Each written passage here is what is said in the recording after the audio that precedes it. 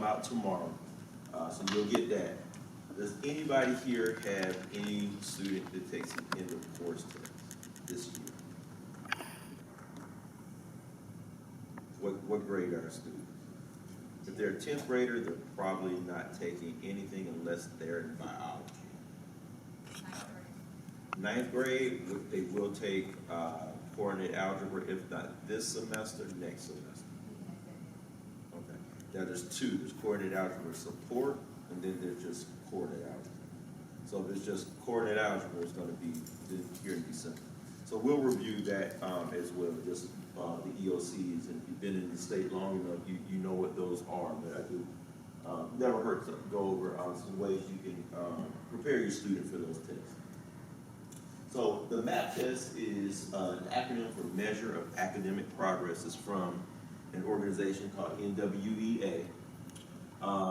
We'll look at that and describe what that is. You'll look at a couple of sample reports, and there are some newer reports as well that you can have access to.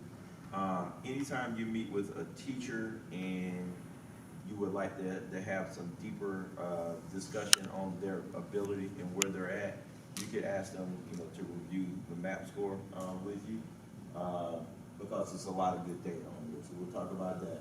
How you can use it to support your students, and then any questions you might have.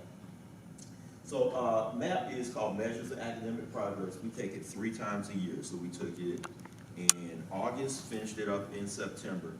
We'll take it again in January, and then we'll take it one final time, probably in May. So it lets us see how students have grown over time and throughout the school year. We can also compare multiple years and the history of the student as well, as long as they've been taking the MAP assessment. So you can see where students have actually grown, and you can see maybe where they have not. It is a computer adaptive test, so it basically means if you get the question right, the next question is hard. So if you miss it, then the next question is easier. So it tries to get you to score in the range that you're ready to receive instruction. There's 3 tests. There's reading, there's math, and then there's language usage. So those are the 3 tests that they take. So, and it's a norm reference test, so it's comparing your student to students all over the country and the world. So again, it kind of challenges the top performers without overwhelming the students who aren't quite there. Students are tested in reading and math and language usage on a computer, so they take it on the Chromebooks. And the tests are about an hour long. Actually, they're probably shorter than that. Some of our students just take longer, and you really have to kind of explain to them this isn't the LSAT, it's not going to get them into law school. Do your best. It's supposed to be challenging for them, but do your best, but keep it moving. Take a guess, keep it moving.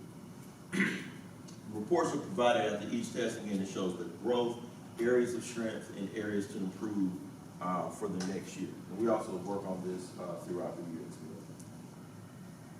So again, reading, you kind of have, these are kind of the broad categories in which you can get data on.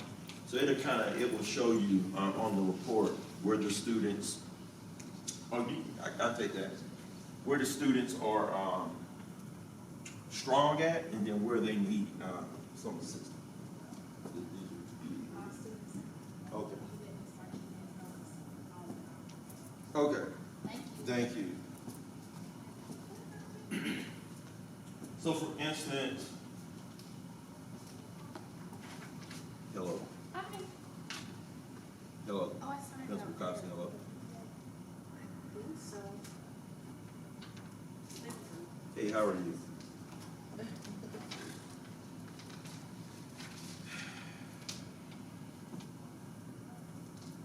I'm sorry. Give me 1 second. All right, Ms. Martinez. Hello, Ms. Martinez. Hello, Ms. Martinez.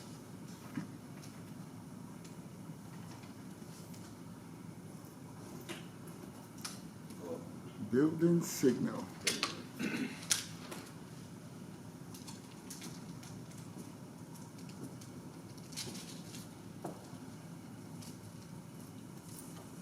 Anybody in the front office with a radio?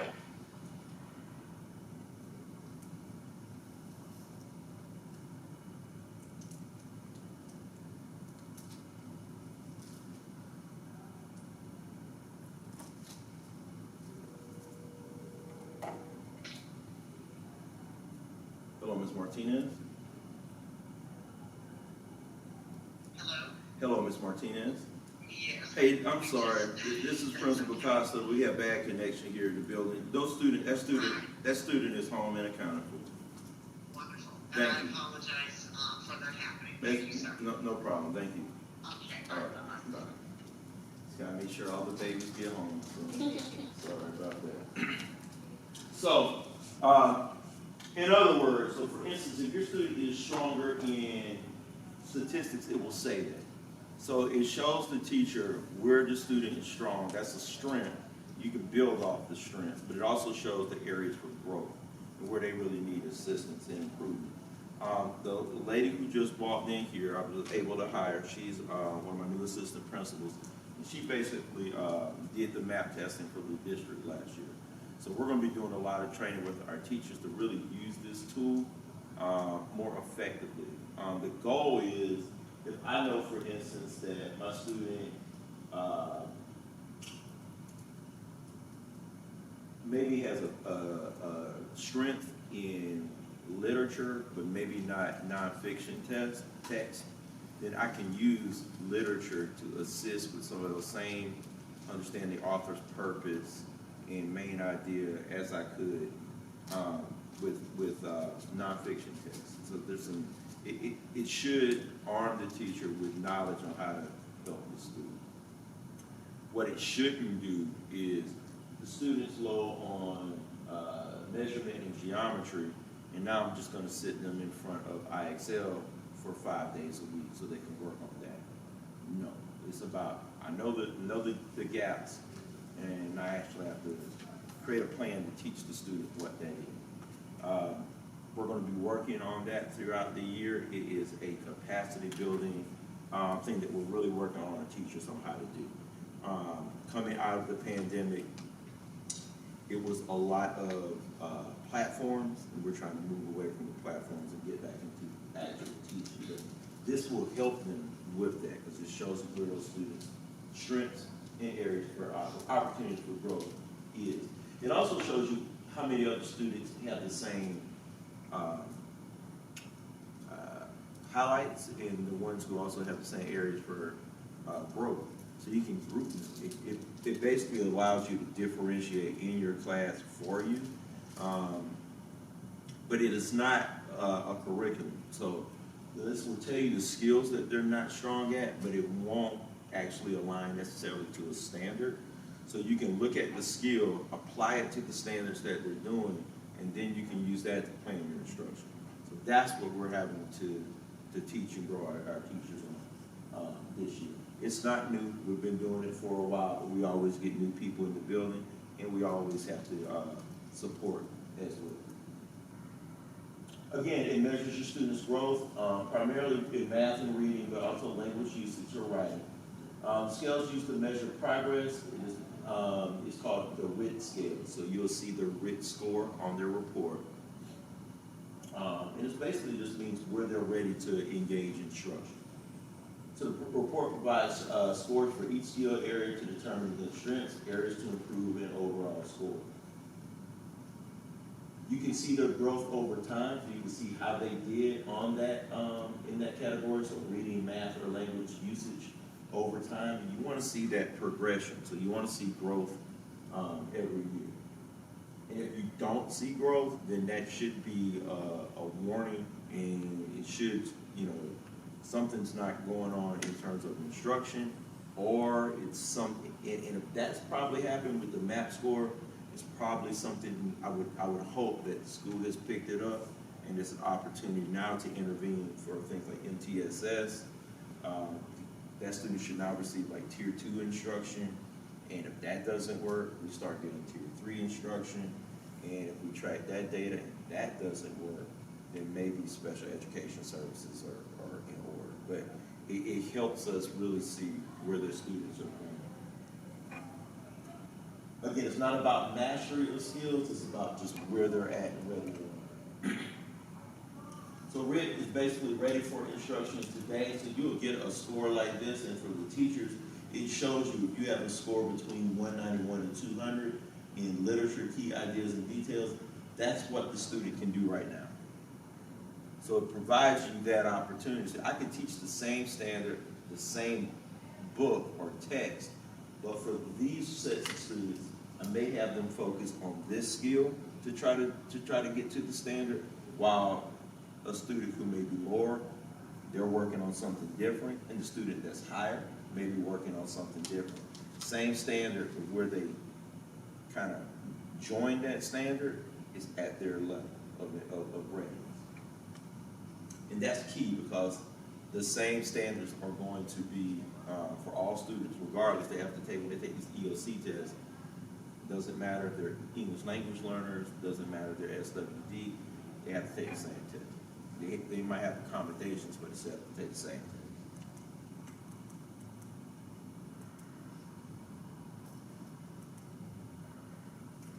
This also helps us too, so we get that normative data, so it kind of shows us, and again, it says 2015 because the test hasn't really changed. It's the same test for those subjects, but it lets us know that at the beginning of the year, the student should score this in reading. So if they're ninth grader, they should be at about a 220.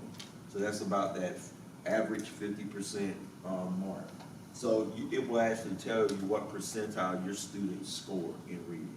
So are they in the 99th percentile? If they are, and if they are in reading and math, we're probably going to test them for gifted. There's no problem about it. It will identify and test them for gifted. This is our screener that we use for gifted testing as well. So we use the fall scores for math and reading and math. And again, if they score at a certain percent, then we test them for gifted also. But it really helps us know just where they're at. So again, there should be some growth. You'll notice though that the average growth, it isn't super high. So you got, for instance, 220, 221, 221.9. But sometimes you'll see large gains, and sometimes you'll see they met their expectations. And sometimes you won't see them. Sorry. Mm-hmm. So, I know you said if they're at a certain level, you test them in the fall. If they're at a certain level, then you test them for gifted. So, does that gifted testing happen in the spring for that next school year? They go through a battery of testing. By the time all those scores are finalized, it's the next year. Okay. It's the next year. So by the time we get all of that data, we've already scheduled and started the second semester. Okay, Yeah. that's what I thought. So, since map testing is done all over, that information would also be passed if they move or go to a different school, it would be passed on to. If that's a great question. If the district uses MAP, the student should be able to be found. What I would do is request their MAP data. If I was to leave the school, request their MAP data when you are withdrawing the student. Okay. And it is something that we typically don't, because it was in Infinite Campus, but when we do a withdrawal packet, we typically don't send that information. But it would be good standard operating procedures just to do it, particularly if we're in district. You're just going from Stone Mountain to Tucker, that the parent can go, here's their scores. Because I'm going to show you in a minute how we use the scores. So Okay. it helps when you're scheduled. Okay. So that's a great idea. We can add that. It takes a longer process, but we can add that to one of our withdrawal checklists. Thank you. No, thank you. It's a good question. So again, our goals is to identify the knowledge and skill levels of students in the classroom or grade for placement in groups for differentiated instruction. So that's a goal. I should see that in the lesson plan. So that's when I'm looking at my lesson plans, I should be able to look at a plan and see these students are doing this, or these students are doing that. And this helps with that. So again, we're going to be rolling that out to our teachers on how they can use it. We usually determine the strengths and needs of each group for planning ongoing instruction. We use it to establish growth goals for students and for ongoing monitoring and feedback. And we also use it to review overall patterns and instructional strengths and needs for professional development for our teachers. So we can compare teachers and see who has shown the greatest growth and strategically put them in the courses we think they could do best in. We also use this, we did this with our 8th grade data this year for our 9th graders. We're able to kind of see who's ready for coordinate algebra right now. They don't have to take support because too often schools put all the 9th graders will be in support and then they'll take coordinate algebra second semester. Why do that if we can go ahead and accelerate the student, get them a lot of math so they can take a higher level math by the time they reach their 11th, 12th grade year. Same thing with courses like AP Human Geography in 9th grade, looking at the reading scores and seeing this student's a good candidate for AP Human Geography in the 9th grade. So let's expose them to AP early so they maybe want to take it every year that they're here to start high school. So we use it a lot. We talked a lot to our students this year about that. The math standards will change. The the names are going to change a little bit. And support will look different next year. So support will take place simultaneously. So we won't have, for instance, geometry and geometry support 2 different semesters. They'll basically take both classes the same semester. So they'll have geometry, but the support will also, it should be just filling in some of the gaps they don't have so they can do geometry. It won't be, we wait 1 semester and we're not going to, the district won't do that next year. But this helps us know who probably doesn't need support. But it also helps you know when you're looking at those schedule requests, when you can see data like map, you can, oh, you need to sign up for this. Or you can, it gives you a little bit more power and knowledge when you're creating your schedule with your student on what they should be taking. And again, I encourage students even at almost an average level of reading, they're grade level readers. And if you like certain subjects, take advanced placement. It's tougher, but it's going to get you prepared for college. So, and it's going to, yeah, I was an AP teacher, so I had students who were successful taking AP classes who didn't even read grade level. I mean, they were below grade level, but they were successful in the class because I could use tools like this to get them where they need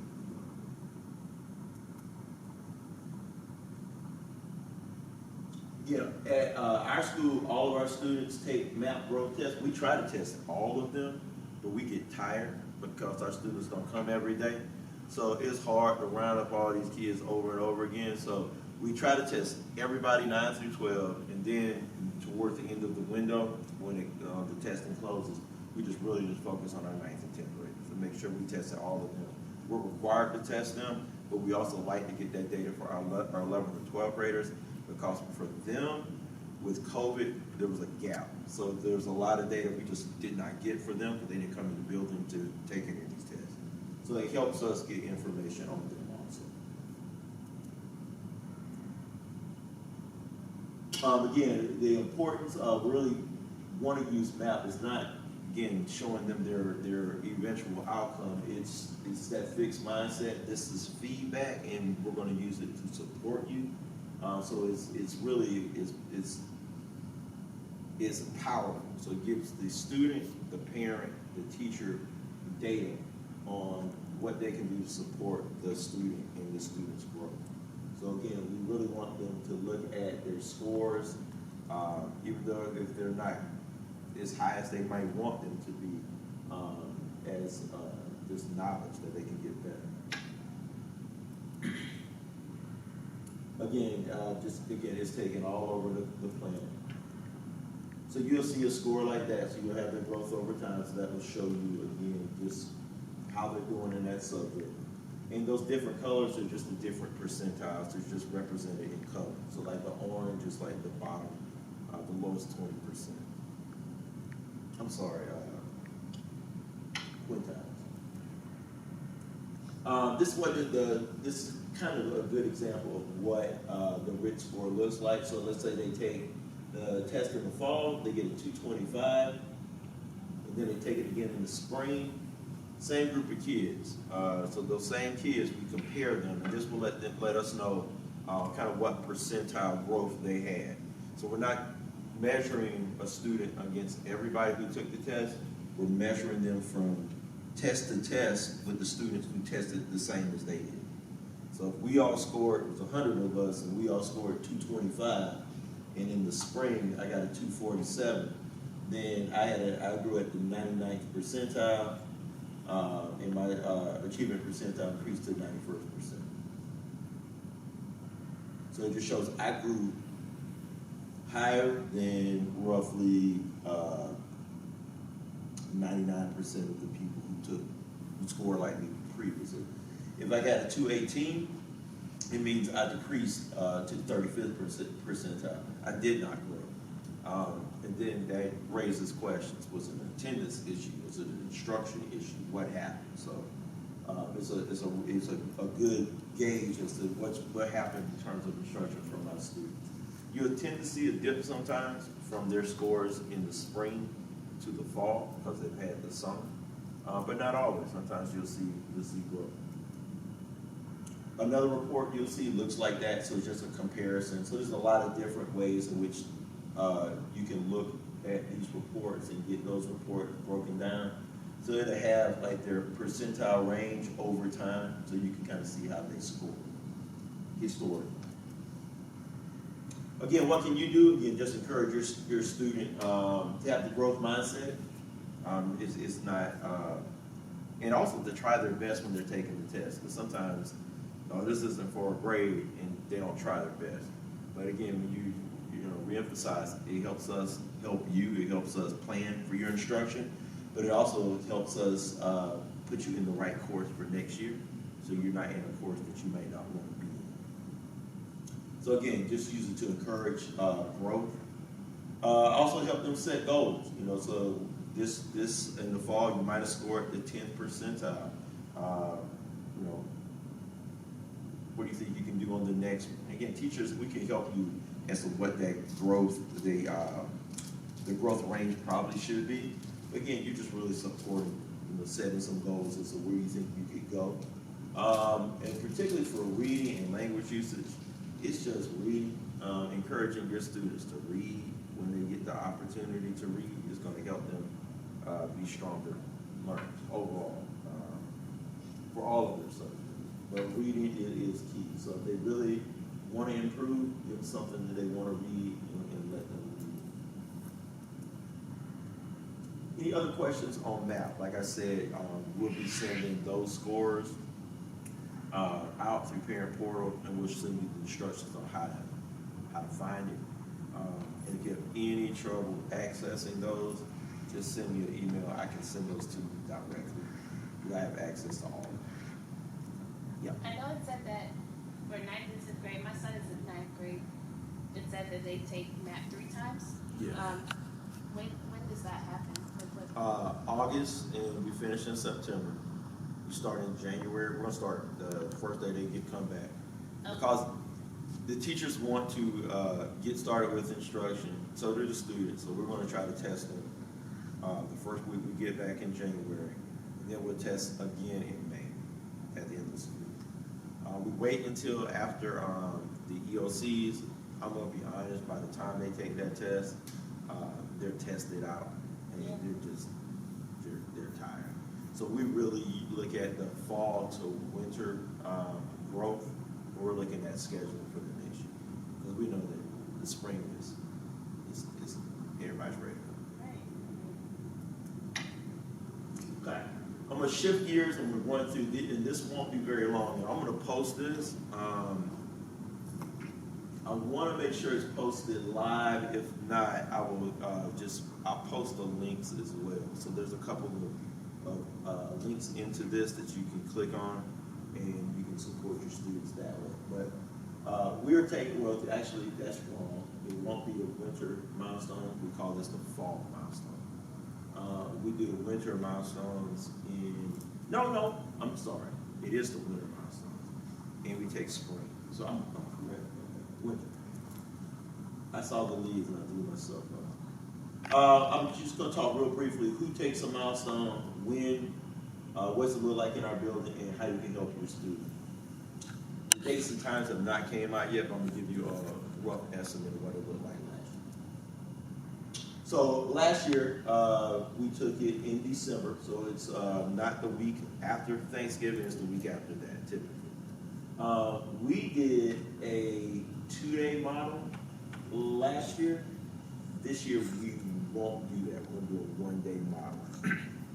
All that means is our students will take U.S. history, biology, and quantitative algebra in one sitting. So they'll take both parts in the same setting.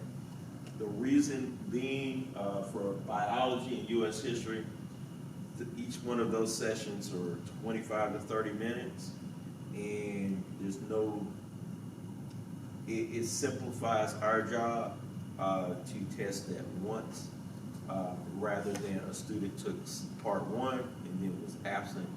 Now we got to track the student down, and what will happen, they will grade part 1 and not grade part 2 would be 0, they'll get factored in, and that hurts the student, and that hurts our school. So if they're not going to sit, we'd rather them just not sit. It might hurt our participation rate, but I'd rather it hurt that than hurt the student. So, and if they don't sit, they get an incomplete. They get an I on their report card. As you look at parent portal, it is important to check for I's. So if you can look at past year history, there shouldn't be an I. I should be changed at the end of each semester by the school. If there's an I up there remaining, it's because they didn't take an EOC and they need to take one. They get about 3 times to take the EOC before that grade turns into a 0. Or it's a grade that's lingering from the pandemic. We did, it was kind of like a whole harmless year. I think it was 1920, the first year when we went out. And none of those students failed.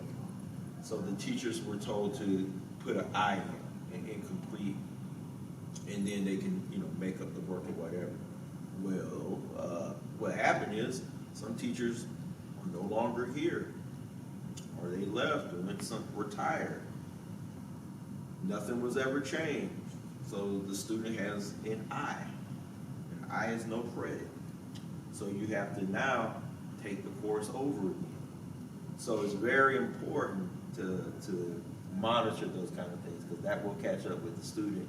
And then you will have a student in 12th grade who needs to take a 9-week personal fitness course because they got an I on it when they took it in 9th grade. But if they don't sit for the EOC, they get it incomplete.